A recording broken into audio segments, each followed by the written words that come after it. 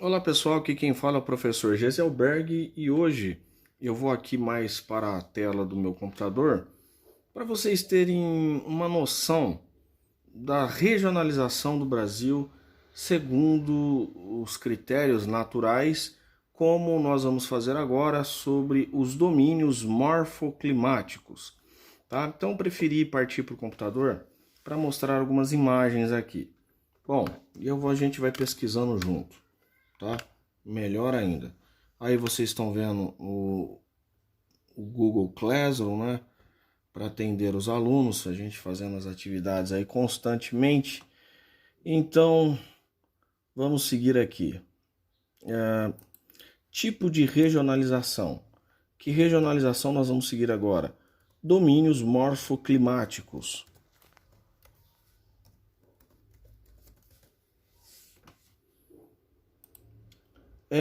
Aliás, eu preciso saber o que vem a ser um domínio morfoclimático. Tranquilo? Então vamos às imagens aqui para ver um exemplo de regionalização de domínio morfoclimático. Esse aqui acho que dá para ver bem.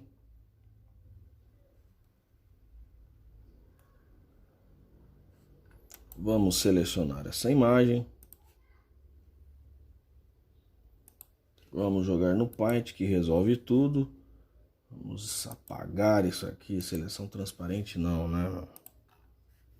Beleza. Conseguiram visualizar aí? Nós temos três tipos aqui, então, de domínio. Vários tipos, três tipos de domínio. Tô maluco. São vários tipos de domínios, né? O domínio amazônico, domínio do cerrado, domínio da caatinga, domínio de mares de morros, domínio das araucárias. Nós temos, olha, não dá para ver aqui, ele colocou mais uma letra muito ruim. O senhor Milton Santos colocou uma letra, uma cor muito ruim aqui. As áreas de transição, que é essa área cor beijinha, não sei se dá para ver, né? Áreas de transição. E também nós temos as regiões das pradarias, o cerrado, o domínio das pradarias e o domínio das Roraima guianense. Tranquilo. Mas o que vem a ser então esses domínios morfoclimáticos? Os domínios morfoclimáticos, pessoal, é nada mais e nada menos do que a combinação de elementos da natureza como relevo, clima e vegetação. Quem fez essa classificação foi um dos primeiros geógrafos formados no Brasil, chamado Aziz Absaber, um grande nome na geografia que você precisa... Não vou cobrar isso na prova, mas é bom a gente só fazer uma menção dele para mensurar a importância que ele teve para a geografia brasileira. O nome dele era Aziz Absaber. E Aziz Absaber, ele vem de uma época em que não tinha as tecnologias que nós temos hoje. Ele vem de uma época também que a maior parte dos seus primeiros professores eram franceses, então ele não dominava muito bem a língua francesa.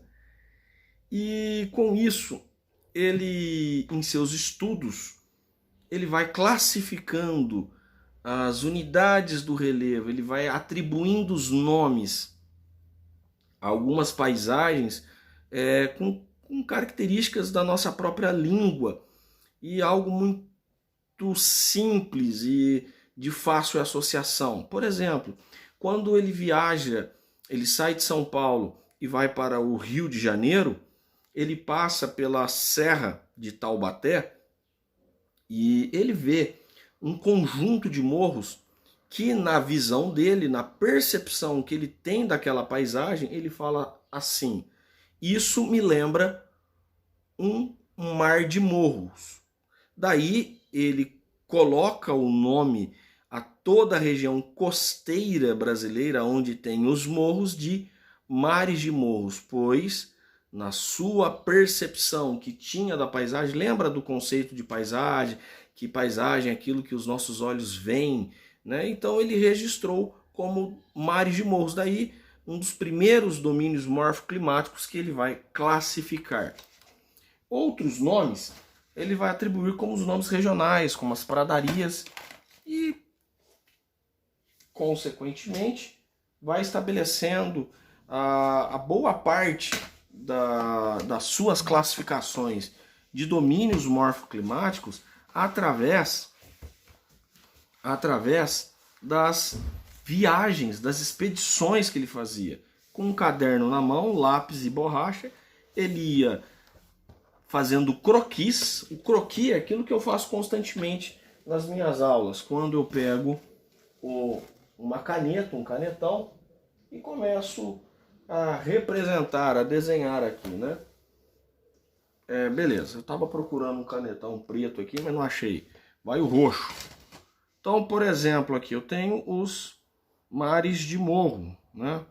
Ele via literalmente isso. Claro que não é desse jeito aqui, mas eu só estou fazendo uma ideia para vocês, tá? Ele via literalmente isso aqui.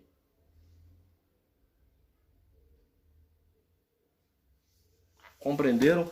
Isso ele chamava de mares de morros. Vamos voltar aqui para o nosso esqueminha aqui. Vamos ver se a gente encontra, com certeza encontra, algo de mares de morros, né?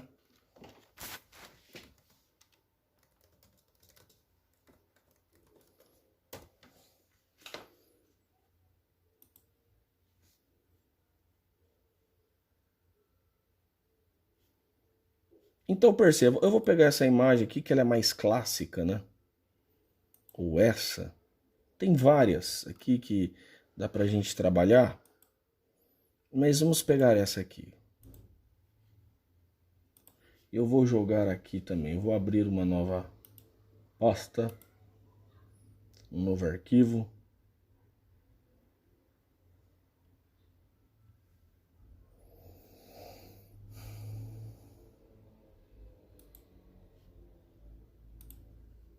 Então percebam aqui, dá para perceber que na visão dele, não sei se você consegue ver aqui, ó, na visão dele, isso aqui lembrava um morro. Parece as ondas do mar, como as ondas do mar, como as ondas do mar.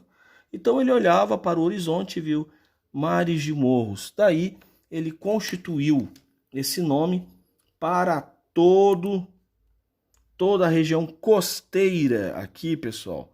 Toda a região costeira ele vai classificar, você pode ver isso em seu livro também, como mares de morro. Tranquilo? Ele vai determinar também como mares de morros, todo aqui, desde o Nordeste até o Sul do Brasil. E no bioma, quando classificamos biomas, aí nós damos o nome, essa mesma região de mares de morro, nós damos o nome de Mata Atlântica, bioma de Mata Atlântica. Mas não vem ao caso aqui agora. Aqui o Amazônico. O Amazônico é bem tranquilo, né? Clima equatorial, precipitação de chuvas constantemente o ano inteiro. Quase todos os dias chovem na Amazônia. Quase todos os dias. E uma vegetação muito densa, tá? Nós vamos trabalhar especificamente a floresta amazônica quando entrarmos quando formos abordar a região norte do Brasil. Então é uma floresta muito densa, né? Não há novidade em relação à floresta amazônica, que também é classificado como floresta equatorial. Um outro tipo de domínio, né, que foi falado aqui é o domínio da caatinga. O domínio da caatinga é um domínio de savana, semiárido, com pouquíssimas precipitações. E a caatinga é algo que lembra o deserto, mas não é deserto, porque ainda ocorre precipitações, mas muito, muito pouco. Então, nós temos ainda algumas espécies vegetais, mas é a região mais seca do Brasil. Então nós temos, por exemplo, aqui, olha que paisagem linda, maravilhosa essa aqui. Vamos pegar essa e vamos jogar aqui no nosso querido Paint. Nós temos esse tipo de vegetação que nós chamamos de mandacaru, tá? Mandacaru. Esse vamos redimensionar aqui, colocar 50%, que está muito grande. Esse tipo de vegetação que nós chamamos de Italaia.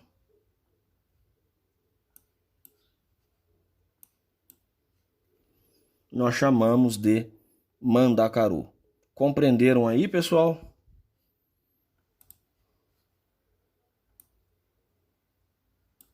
A região de Caatinga, domínio morfoclimático de Caatinga, aonde se concentra, aonde está a Caatinga brasileira. Aí o colega que está fazendo sarro, né, tá tirando sarro com outro, ele fala assim, a Caatinga está concentrada embaixo das axilas dos alunos, né, do professor. Então a Caatinga, pessoal, está aqui no interior da região Nordeste, tá? Interior da região Nordeste do Brasil. São as regiões que sofrem com a maior escassez hídrica, ou seja, falta de água. Por isso não chove, então os rios são intermitentes, os rios, em algumas épocas do ano, ocorre a seca, e aí isso vai afetar até mesmo na produção de alimentos, na agricultura, na vida desses trabalhadores do campo. Então é uma das regiões com menor concentração de pessoas no Brasil, depois da floresta amazônica, justamente por ser uma região seca, sem muitos recursos. Vamos agora para o Cerrado. Nós começamos aqui mares de morros, né? Falamos dos mares de morros, falamos que o Mares de Morros é onde estamos, é a nossa situação. Depois falamos de Caatinga e agora vamos para o Cerrado. O Cerrado, ele é marcado por uma característica tropical de clima úmido seco. Por que úmido seco? Porque chove no verão e não chove no inverno.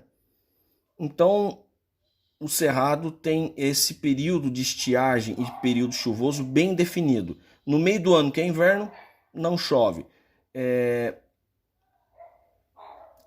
No meses de dezembro, janeiro, fevereiro, que é o verão, muita chuva. Então vamos ver aqui um tipo de cerrado, tá?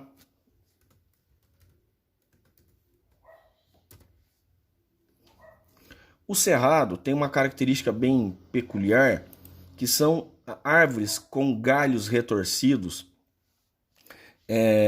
Árvores, por exemplo, como essa aqui, a outra, não sei se vocês viram também, é uma característica típica do cerrado devido às queimadas. E detalhe, as queimadas na região centro-oeste do Brasil é mais comum do que você pensa. Então as queimadas é algo comum devido ao período de estiagem que ocorre no meio do ano. A umidade do ar é muito seca e algumas plantas têm tipo como se um combustível, ela tem um óleo natural. Agora, você combinando as condições climáticas, a vegetação que está seca, uma planta que tem óleo, mais as ações antrópicas, você pode ter imensas queimadas devido ao mau uso do solo, a pessoas que querem fazer manejo de pastagem e vai lá e só mete fogo. Então, é um problema sério, mas essas árvores são adaptadas para isso. E detalhe, apesar das queimadas, o cerrado ele se recompõe muito rápido, tá, pessoal? Aquela ideia, não, acabou a vida aqui, não, ele se recompõe muito rápido. O cerrado também é um tipo de savana. Lembra que eu estou falando o conceito, a palavra savana, que a gente lembra de savana apenas no continente africano, né? Não, o cerrado é um tipo de savana brasileira, é um tipo de savana aqui. Então, são áreas muito abertas, as árvores de porte médio, galhos retorcidos, com cascas grossas, ou seja, é um tipo de planta adaptada para esse tipo de clima. No cerrado também nós temos uma formação de relevo que é os planaltos. Lembra que eu falei dos mares de morros, formação de morros, né? Aqui no caso o planalto, que é algo mais desgastado, e é muito comum formações rochosas mais cristalinas. Daí também a probabilidade e a facilidade de ocorrer a mineração nessas regiões, atividade econômica mineral, que é no interior, justamente bem no interior do Brasil, né? Geomorfologicamente falando, o Cerrado é também onde está o que chamamos de escudo escudo cristalino do Brasil Central, que é um tipo de formação rochosa, tá? Se chegar no primeiro ano comigo, vocês estudam isso comigo, beleza? Vamos lá para outro tipo de domínio. Falamos do Cerrado, falamos do Amazônico, da Caatinga, dos mares de morros, agora vamos para as araucárias. Tranquilo? As araucárias.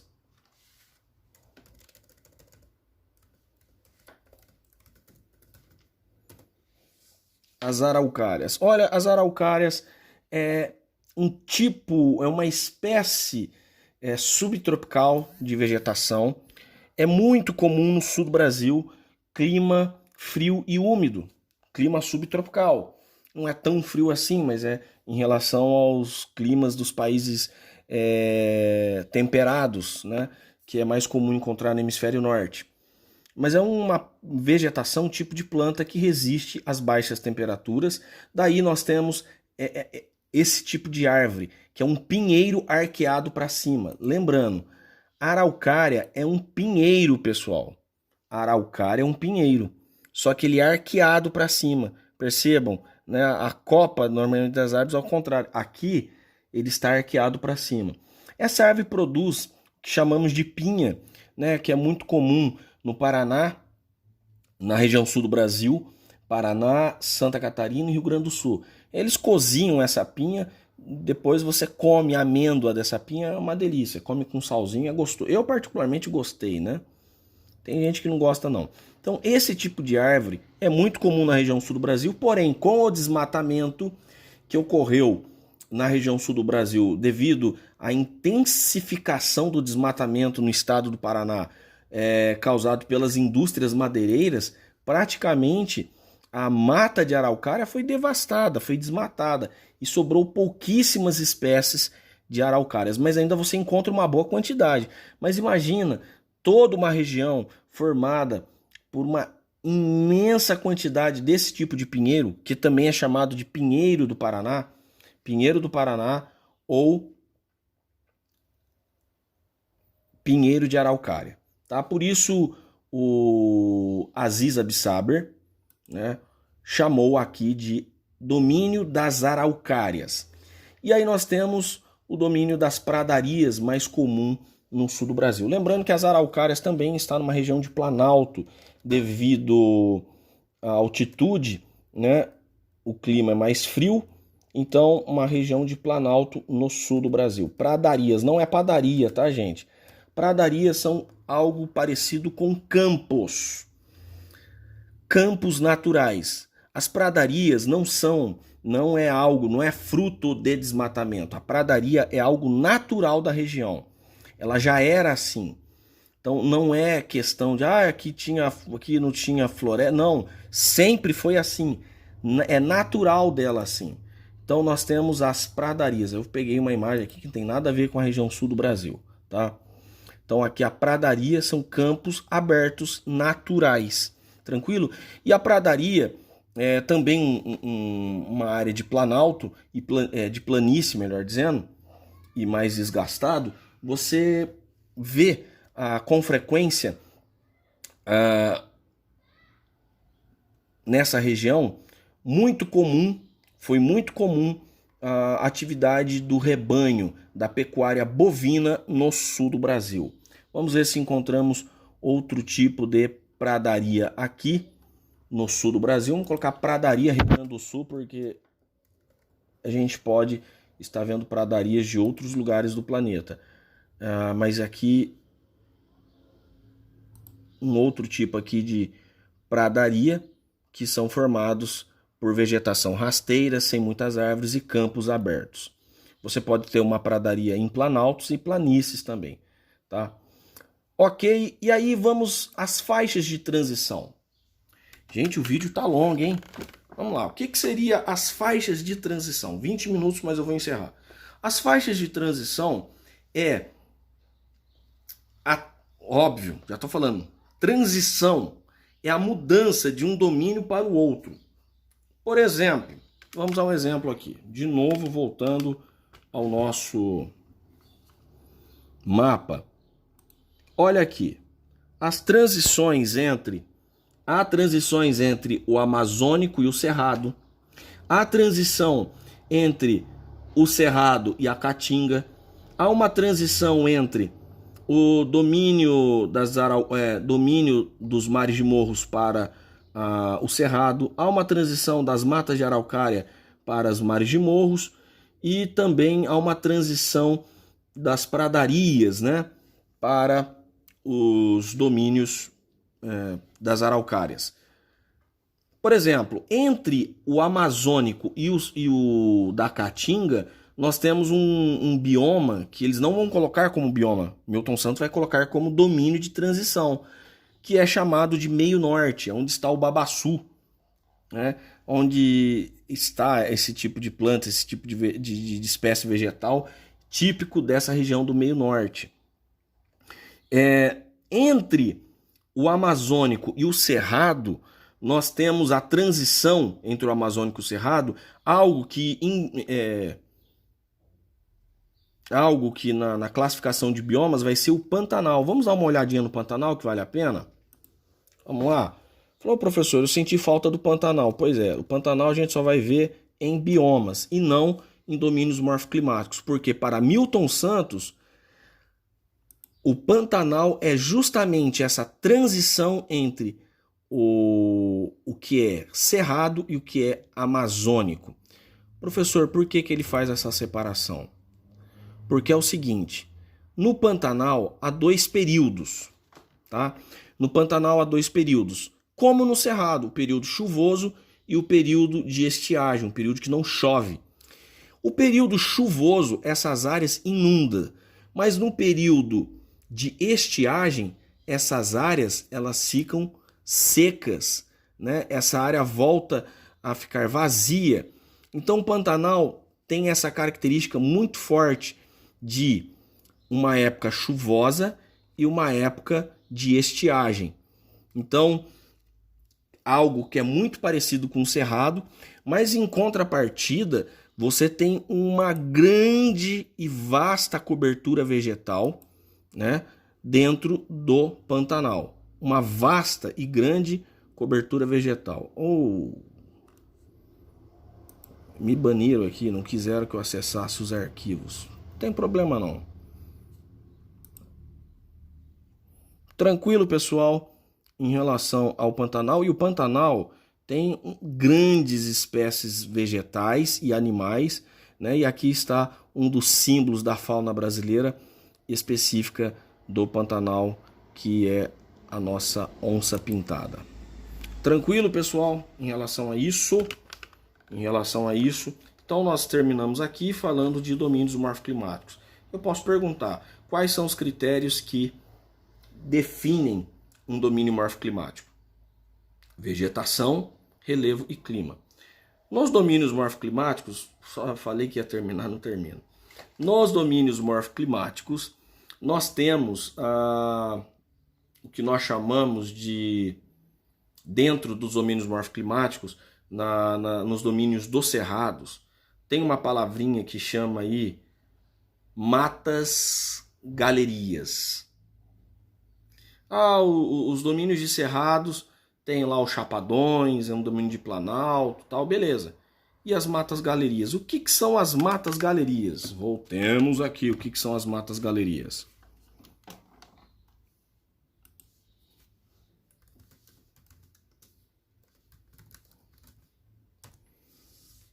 As matas galerias são árvores que cobrem os leitos dos rios. Então, o leito de rio, ele passa no meio dessas árvores. Então, o rio ele nunca fica exposto ao sol. Então, e aqui vai ser difícil achar as imagens, mas achamos, graças a Deus. Não foi tão difícil assim, não. Isso é um tipo de mata-galeria, tá? Isso é um tipo de mata-galeria. Ah, professor, não parece a mata ciliar, aquela que fica nas margens dos rios? Elas ficam nas margens dos rios, mas a diferença é que a mata-galeria, as árvores, elas cobrem, tá? As árvores cobrem os rios. Vamos ver aqui, ó. As árvores cobrem os rios, os rios estão sempre cobertos. Normalmente cachoeira, né? Cachoeira, professor. Quando a gente vê cachoeira, é um tipo também de mata-galeria. Temos vários. Aqui é uma mata-galeria que nós chamamos de veredas. Muito lindo. As veredas, que é muito comum no Cerrado brasileiro. Ó, um exemplo de mata ciliar. Não sei se você consegue ver as matas. O rio ele fica exposto, né? Não, as árvores não cobrem os rios. A mata-galeria, as árvores chegam a cobrir. Aqui ele pegou uma parte já aberta, mas dá para ver por dentro ali, um pouco por dentro. Tá? Vamos voltar aqui. Eu queria expandir essa imagem. Não é essa. Mas tudo bem, a gente volta aqui.